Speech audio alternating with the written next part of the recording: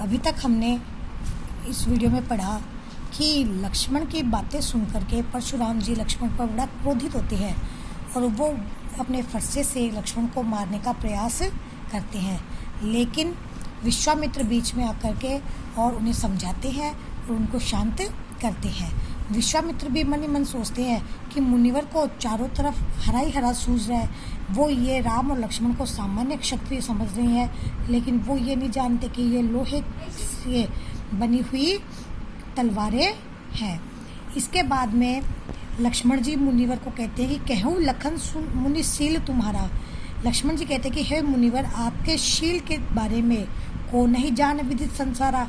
इस संसार के बारे में संसार में कौन नहीं जानता। माता पिता उऋण भय नीके, आप अपने माता पिता के ऋण से तो उऋण हो गए हो, अच्छी तरह से उऋण हो गए हो।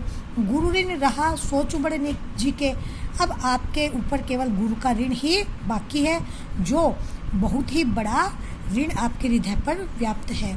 सो जनु हमरे माथे काढ़ा, दिन चली गई ब्याज बढ़ बाढ़ा।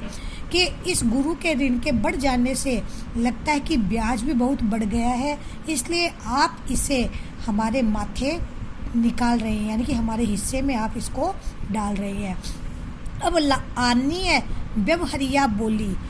लक्ष्मण जी बोलते कि जाइए किसी हिसाब किताब लगाने वाले को ले आइए, तुरंत देव में थैली खोली, जो भी ब्याज बढ़ा है वो मैं आपको तुरंत खोल करके थैली खोल करके दे दूंगा, चुका दूंगा।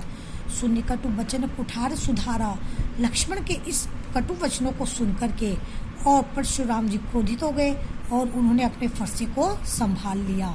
हाय हाय सब सभा पुकारा। तब उनकी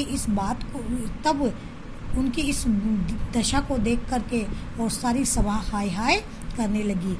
भृगुबर परसु देखावई मोही, विप्र विचारे बचो नृपदोई।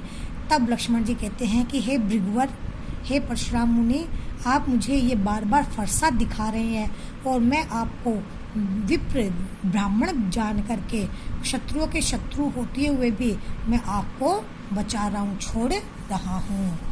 मिले न कबो सुबट रन गाड़े, लगता है आपको अभी तक युद्ध भूमि में बड़े बड़े लड़ाकू योद्धा से आपका पाला नहीं पड़ा है। द्विज देवता घर ही के बाड़े, आप ब्राह्मण देवता आप घर में ही अपनी वीरता के चर्चे बढ़ाए हुए हैं, यानी कि आप घर में ही वीरता के कर्तव्य दिखाए हुए हैं। अनुचित कई सब लोग पुकारे।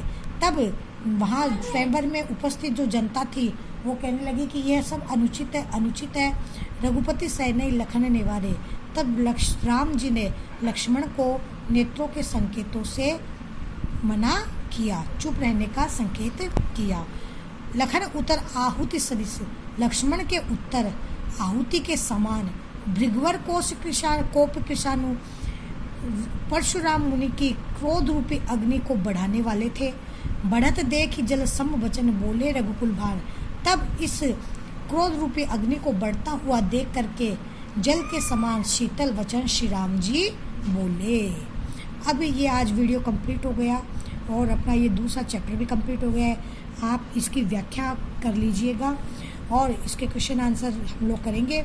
और इस पूरे पद में तुलसीदास जी ने अवधी भाषा का बड़ा ही अवधी भाषा में इसको रचा है और साथ ही साथ तत्सम तद्भव शब्दावली का बड़ा सुंदर प्रयोग किया है। यहाँ पर हम देखते हैं कि वीर रस और रौद्र रस से ओतप्रोत यह पूरा पद्यांश है।